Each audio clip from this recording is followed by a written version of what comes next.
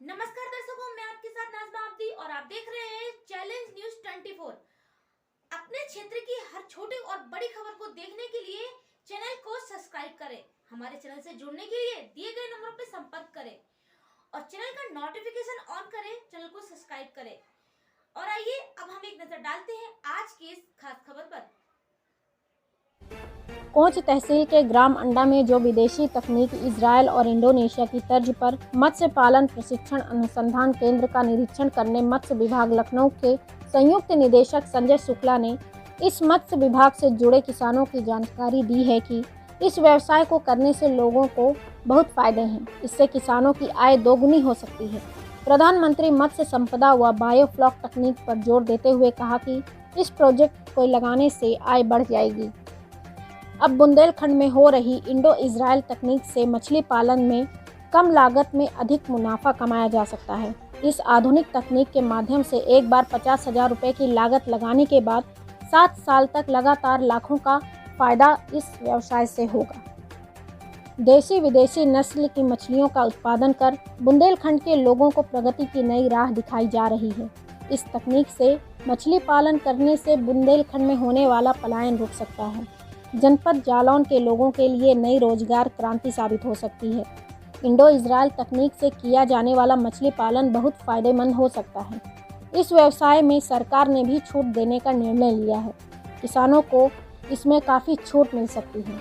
इस आयोजन के आयोजक कमल निरंजन ने आए हुए लोगों का स्वागत किया। इस दौरान गांव के कई लोग मौजूद रहे। ये थी आशीष सोनी की रिपोर्ट। आपने कंसेप्ट सुना होगा, पर ड्रॉप मोर क्रॉप। कम पानी में हमें अधिक उत्पादन लेना है। फीड की कॉस्ट को हमें रिड्यूस करना है। एक्वाकल्चर सिस्टम में एक्चुअली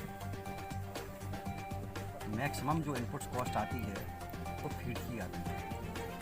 हम अगर मछली पाल रहे हैं तो हमको फीड कॉस्ट 70% इनपुट कॉस्ट में, 30% में हमारा सीड, प्रोबायोटिक्स और दूसरी चीज़।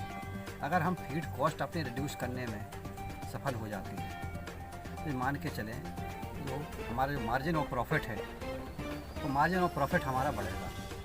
और मेन उद्देश्य प्रत्येक किसान का यही होता है कि हमें अपनी आय दुगनी कैसी होगी। आय दुगनी ऐसी होगी कि हमें अपनी जो प्रोडक्शन कॉस्ट है उसको कम करना है, मार्जिन ऑफ प्रॉफिट को बढ़ाना है। ठीक है ना। रेट बढ़ने से आय दुगनी नहीं होती है। आय दुगनी करने के लिए हमें ऐसी ही टेक्नोलॉजीज़ का इस्तेमाल करना पड़ेगा, चाहे वो आपका बायोफ्लॉक हो या RAS हो। सर, इस प्रोजेक्ट से सरकार द्वारा क्या क्या सहूलियत मुहैया कराई जा रही है? सरकार के द्वारा 3 प्रकार से सहूलियत प्रदान की जा रही है। एक तो प्रधानमंत्री मत्स्य संपदा योजना में 3 सिस्टम में डिवाइड कर दिया। बड़े बायोफ्लॉक 50 टैंक के, छोटे बायोफ्लॉक मीडियम 25 बायोफ्लॉक के और स्मॉल बायोफ्लॉक 7 टैंक के। उसके ऊपर सब्सिडी का प्रोविज़न है। बड़ा बायोफ्लॉक है 50 लाख रुपए पर यूनिट, मीडियम है 25 लाख रुपए पर यूनिट और छोटा है उसके लिए 7.5 लाख रुपए पर यूनिट। सब्सिडी पैटर्न जो है वो सब्सिडी पैटर्न से जो सामान्य श्रेणी का, जनरल श्रेणी का कैंडिडेट है बेनिफिशरीज, उसको हम 40% सब्सिडी, 60% वो आइदर बैंक लोन ले या अपने पास से स्वयं से लगाए। मीडियम बायोफ्लॉक में भी 25 लाख प्रोजेक्ट कॉस्ट है, उसका भी वही सब्सिडी पैटर्न 40%। लेकिन महिलाओं, SC और ST कैटेगरी के जो बेनिफिशरीज हैं उनको 60% सब्सिडी का प्रोविज़न है, 40% उनका अंश है। सर, किसी कारणवश मछलियाँ मर इसका और अभी अब मैं बता रहा हूँ। दूसरा प्रोविज़न ये है fisheries infrastructure aquaculture fund, FIDF government ने बनाया है, जिसमें लोन सिस्टम है। मैक्सिमम उसकी कोई लिमिट निर्धारित नहीं है और 12 साल में आपको लोन पेमेंट करना है, जिसमें 2 साल मॉरिटेरियम पीरियड है, जो उसमें आपको ब्याज नहीं देना है। 10 साल में जो ब्याज रीपेमेंट होगा, रीपेमेंट के ऊपर 3% ब्याज के ऊपर गवर्नमेंट सब्सिडी बेनिफिशरीज के जो लोन लेगा उसके खाते में ट्रांसफ़र करेगा। तीसरी तरह से सहायता गवर्नमेंट देती है कि एंटरप्रेन्योर मॉडल। कि एक आदमी को कई एक्टिविटीज़ को एक साथ दे रहे हैं। हमेशा से सरकार का ये रहा है नॉर्म कि एक सब्सिडी हम एक व्यक्ति को एक बार देंगे, जिससे अधिक से अधिक लोग लाभान्वित हो चुके हैं। लेकिन चूँकि एंटरप्रेन्योर मॉडल में उन्होंने सारी एक्टिविटीज़ को क्लब्ड कर दिया और बैंक से उसको लिंक कर दिया, subsidy plus project cost.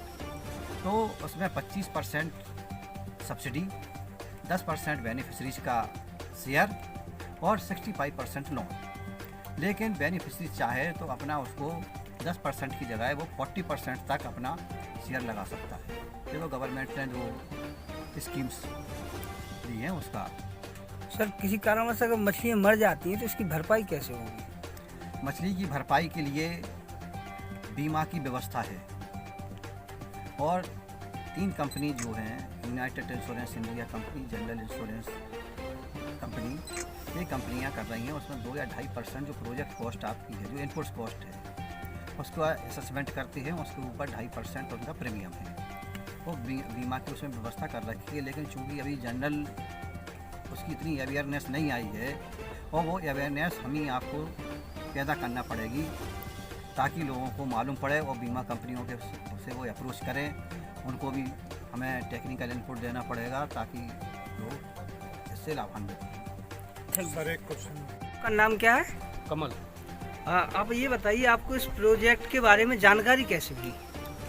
Sir ये मैं एक एज ए एक्सीडेंट मान लीजिए, मैं गया था इंडोनेशिया, ऐसे घूमने के लिए गया था टूर पे। वहाँ हम लोगों ने देखा था ये सेटअप लगा हुआ था। तो वहाँ पे क्या है, सेटअप को बहुत सुंदर बना के रखते हैं, काफ़ी सजा के। तो अट्रैक्शन लग रहा था, लगा कि कुछ है वहाँ देखने लायक। तो जब वहाँ जाके पता किया तो देखा कि यहाँ पे तो ये एक मछली पालन हो रहा है। तो ये हम लोग ये नई चीज़ थी, तो देखा तो उसमें थोड़ा सा अट्रैक्शन हम लोगों का भी हुआ। तो वहाँ जाके जानकारी ली पूरी, तो उन्होंने बताया कि हाँ इसमें किस टाइप से ये बायोफ्लॉक सिस्टम है। फिर वहाँ पता चला ये टेक्नोलॉजी इजराइल की टेक्नोलॉजी है और यहाँ पे आई है। इसमें मतलब जो मत्स्य पालन है उसमें कम पानी, कम जगह की ज़रूरत है और ज़्यादा प्रोडक्शन निकल के आता है। तो फिर हम लोगों को अच्छा लगा, तो फिर वहाँ पे 3 दिन की ट्रेनिंग करके फिर हम लोगों ने यहाँ सेटअप लगाया। अच्छा, इस प्रोजेक्ट में आने वाली लागत तथा इस प्रोजेक्ट से तैयार हुई मछलियाँ कहाँ बिकेंगी और आय कितनी होगी? आय का कैलकुलेशन तो हमारी फिश के ऊपर होता है, क्योंकि जो फिश की स्पीसीज है वो अलग अलग रहता है और 100 रुपये से लेके 300, 400, 500, 1000 रुपये तक के कॉस्ट पे जाता है केजी के हिसाब से। वो वैरायटी होती है कि हम किस वैरायटी की। हम लोग अभी जो पंगासिस फिश डाले हुए हैं ये 150-200 रुपये केजी के हिसाब से निकलता है और एक टाइम का जो कॉस्ट आती है वो 40,000 की समथिंग आती है। 1 टाइम का इन्वेस्टमेंट है और वो 7-8 साल तक बड़े आराम से यूज़ कर सकते हैं। जो उसमें तारपुलिन यूज होती है उसकी गारंटी 7 साल की होती है और एक टैंक से 1 टन का प्रोडक्शन निकल के आता है। तो समझ ये मान के चलिए 50,000 रुपये हमारा पूरा ओवरऑल खर्चा होता है फीड का, प्लस जो भी लेबर कॉस्ट है। उसके बाद 1 लाख रुपये में प्रॉफिट देके जाता है। 6 मंथ में हमारा एक कल्चर कंप्लीट हो जाता है, तो साल में 2 कल्चर हो जाते हैं, यानी 2 लाख रुपये हम प्रॉफिट निकालें।